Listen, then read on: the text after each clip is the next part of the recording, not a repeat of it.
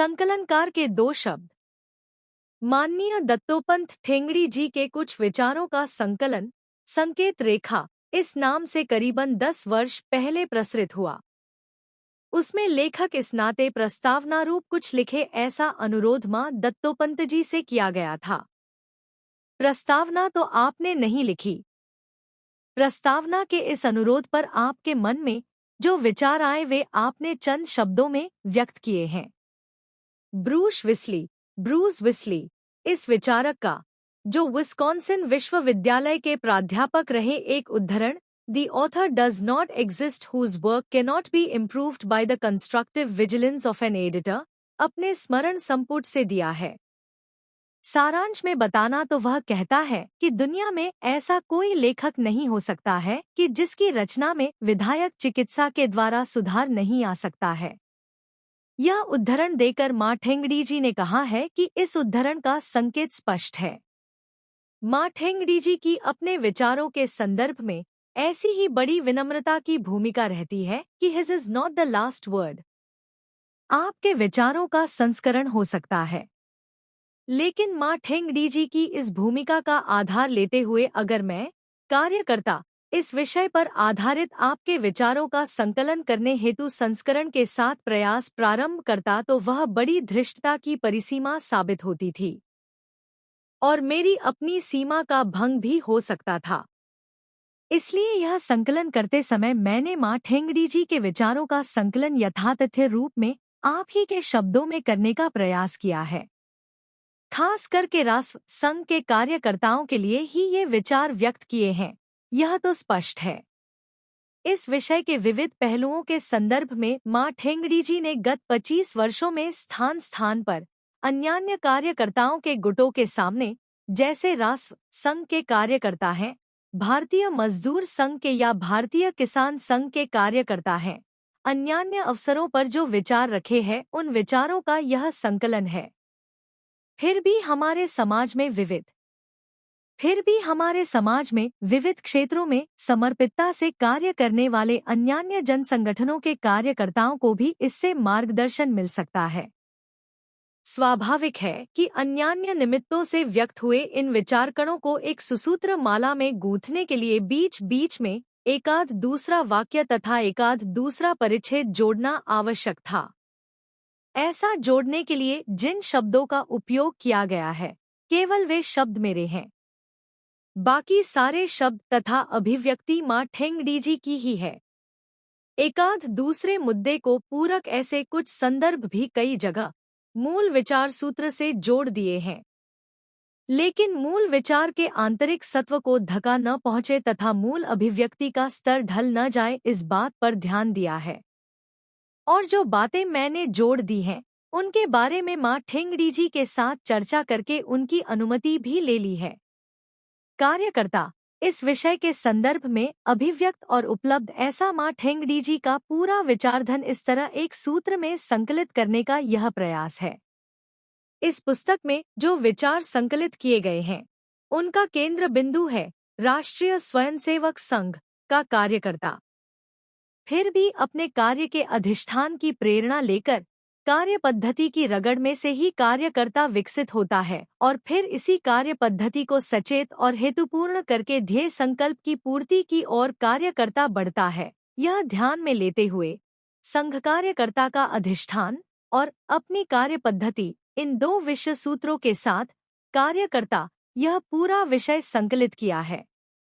किसी भी कार्य के संपन्न होने के संबंध में भगवद गीता में भगवान ने कहा है, अधिष्ठानम तथा कर्ता कर्ण च पृथग्विधम विविधाश्च पृथक चेष्टा दैवम चैवात्र पंचमम। गीता 18.14। ध्यान में आता है कि अपने संघ कार्य के संबंध में जिन बातों का विचार आवश्यक रहता है उन सभी बातों का संकेत इस श्लोक में किया गया है। अधिष्ठान का अर्थ है हम संघ कार्यकर्ताओं के ध्येय संकल्प का सैद्धांतिक आधार। हमारा गंतव्य क्या है, हम क्या सिद्ध करने जा रहे हैं। कर्ण च पृथक विधम अर्थात हमारे अलग अलग साधन माध्यम क्या है। पृथक चेष्टा का मतलब है हम हमारे साधन माध्यम पद्धति के आधार पर तरह तरह के कैसे प्रयास करते हैं? कर्ता, यह तो हमारे कार्य का साधक, साध्य करने वाला, घटक, केंद्र बिंदु है। वह हमारे माध्यम तथा प्रयासों से कैसे विकसित होता है, कैसे होना चाहिए? और आखिर में दैवम यानी ईश्वरीय समर्थन, तो हमारे इस कार्य की सिद्धि का आश्वासन भी हमें मिलता है। इस पुस्तक में संकलित विचारों का केंद्र बिंदु कार्यकर्ता ही है। फिर भी उसी को सामने रखकर हमारे पूरे संगठन व्यू का पुस्तक में आया विवरण अगर निचोड़ के रूप में बताना है, तो कह सकते हैं कि हमारे इस प्राचीन राष्ट्र को परम वैभव तक ले जाना यह हमारा ध्येय संकल्प है। इस संकल्प की पूर्ति के लिए संघ शाखा का अभूतपूर्व संस्कारकारी माध्यम संघ ने विकसित किया है और इस माध्यम के आधार पर अपनी कार्य पद्धति के अनेकानेक आयामों की विशेषता सिद्ध की है। इस माध्यम के द्वारा ही स्वाभाविक रूप में निर्माण हुआ कार्यकर्ता उसका व्यक्तिमत्व, मानसिक धारणाएं तथा व्यवहार, इन सभी के साथ अपनी कार्य पद्धति को सचेत रखकर ध्येय संकल्प की पूर्ति करने हेतु अपना जीवन समर्पित करता है। इसी कारण यदि इस पुस्तक में आया संकलन का दर्शन केंद्र, फोकस, अंततोगत्वा कार्यकर्ता है, फिर भी संघ कार्यकर्ता का अधिष्ठान तथा अपनी कार्य पद्धति, इन दोनों विषयों का जिक्र पृष्ठभूमि के रूप में आवश्यक ही रहा है। संघ जैसे व्यापक संगठन के कार्यकर्ता उतने ही उन्नत विशाल ध्येय संकल्प के अधिष्ठान के बिना लगातार वर्षों तक दृढ़ प्रतिबद्धता से, लगन से कार्य में जुटे रहना असंभव है। हमारा कार्य मनुष्यों के संगठन का कार्य है, तो मनुष्य की निजी सुखकल्पना के माध्यम से ही हमारे संगठन के ध्येय संकल्प का विचार प्रस्तुत करना आवश्यक होता है। इसीलिए मनुष्य जीवन के अंतिम उद्दिष्ट के प्रकाश में ही हमारे अधिष्ठान रूप ध्येय संकल्प का विचार यहाँ प्रस्तुत किया है।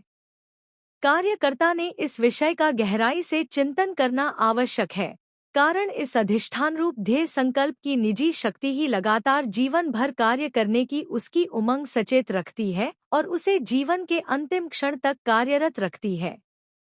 इसी दृष्टि से संघ कार्यकर्ता का अधिष्ठान इस विभाग में आए पूरे जीवन चिंतन को सोच समझकर कार्यकर्ता श्रद्धा से स्वीकार करे और अपने कार्य की प्रेरणा निरंतर सजग रखे, यह अपेक्षा है।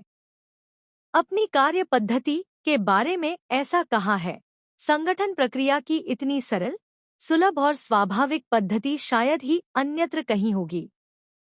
कार्यकर्ता स्वयं खुद को पता न चलते हुए ही इस पद्धति के द्वारा विकसित होता है।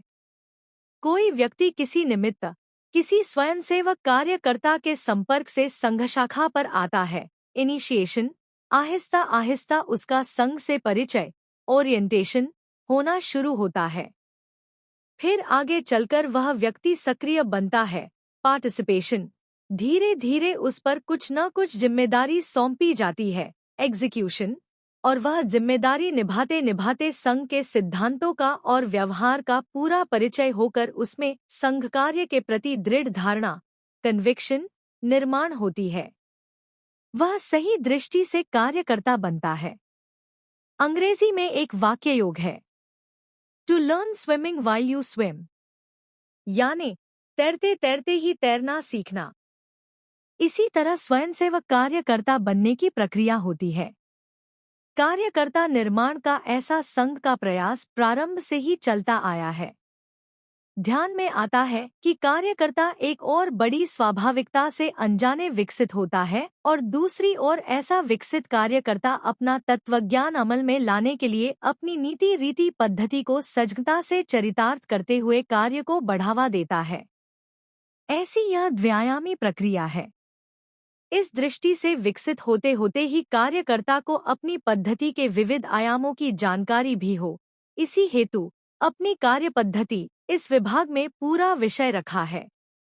अगर कार्यकर्ता इस कार्य पद्धति की मनोवैज्ञानिक स्वाभाविकता तथा प्रासंगिक सार्थता ध्यान में लेकर उसका सजगता से उपयोजन करेगा तो 1925 से विकसित यह कार्य पद्धति ही हमें अपने ध्येय संकल्प की पूर्ति में सफल करेगी, यह विश्वास दुगना हो जाएगा।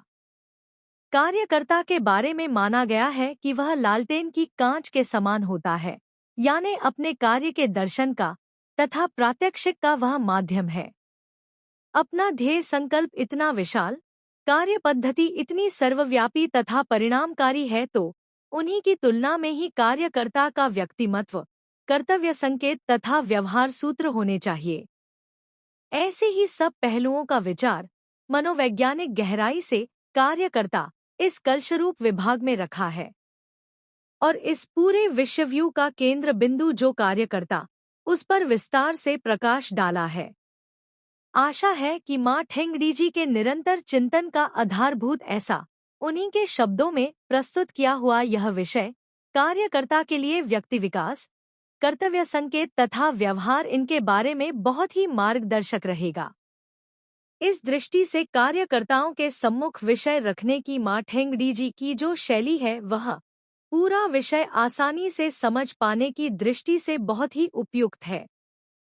मेरी दृष्टि से मां ठेंगड़ी के विचार प्रकटन की विशेषता है अन्यान्य विषयों का साधार और सोदाहरण विवेचन करने की आपकी पद्धति में मूल विचार सूत्र के हर बिंदु के लिए विविध रूपेण बहुत ही मार्मिक, उद्बोधक उदाहरण आप देते हैं। उनसे विषय रोचक तो होता ही है और सुनने वालों या पढ़ने वालों के मन में विषय आसानी से उतरता है। आपके गहरे और व्यापक व्यासंग से ऐसे अनगिनत मार्मिक तथा महत्वपूर्ण संदर्भ उचित स्थान पर प्रस्तुत होते हैं। खास करके एकाध उदाहरण देते समय उसमें आए प्रसंग या संदर्भ का जो चित्रमय रूप आप सादर करते हैं, उससे उदाहरण में अभिप्रेत तथ्य का मूर्तिमान रूप सामने खड़ा हो जाता है और बड़ी स्पष्टता से हम विषय समझ पाते हैं। हम ऐसा भी कह सकते हैं कि मां ठेंगड़ी दार्शनिक तो हैं ही, लेकिन उससे भी अधिक मात्रा में आप भाष्यकार हैं।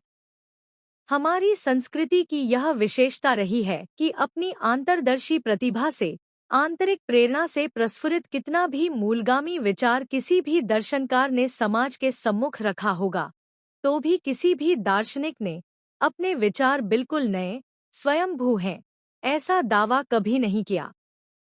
हरेक ने ऐसा ही कहा है कि पूर्वसूरियों ने बताए राह पर ही हम सत्य की खोज में आगे बढ़ रहे हैं। भाष्यकार तो केवल मूल विचार के विवरण की ही बात करता है।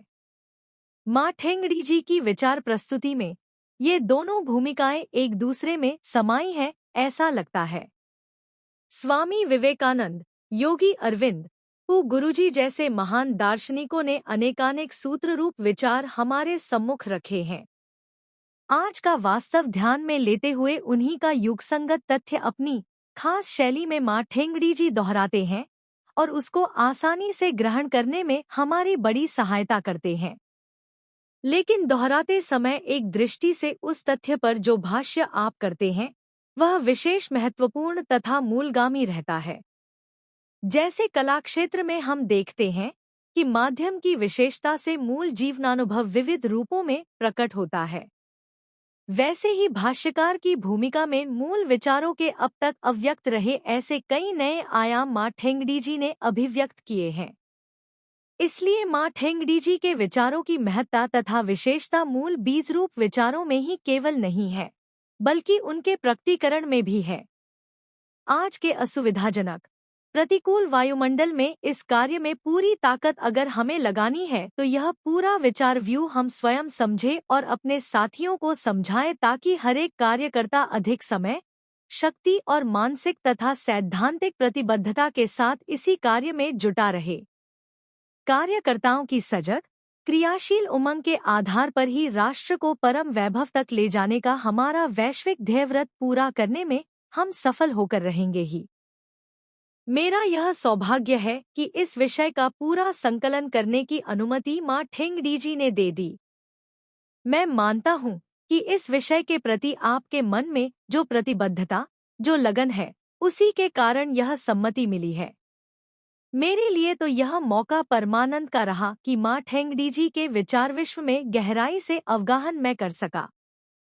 मेरे प्रति आपके मन की आत्मीयता का परिचायक ऐसा जो अवसर आपने मुझे दिया है, उसके लिए बड़ी विनम्रता से अपने मन का कृतज्ञता का भाव में व्यक्त करता हूँ। मैं आशा करता हूँ कि मेरा यह प्रयास सफल रहे और इस पुस्तक के अध्ययन से हमारा अधिष्ठान कार्य पद्धति तथा स्वयंसेवकों की प्रेरणा, मानसिकता और व्यवहार, इन विषयों के संदर्भ में राष्ट्र संघ के कार्यकर्ता अधिक सचेत और सजग बने। बापू केंदुरकर।